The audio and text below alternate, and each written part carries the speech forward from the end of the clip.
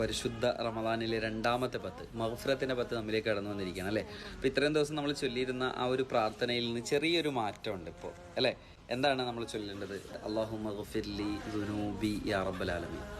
10 ദിവസങ്ങളാണ് നമുക്ക് നമ്മുടെ പാപങ്ങൾ പൊറുപ്പിക്കാൻ വേണ്ടി റബ്ബ് നമുക്ക് പ്രത്യേകം തന്നിട്ടുള്ളത്.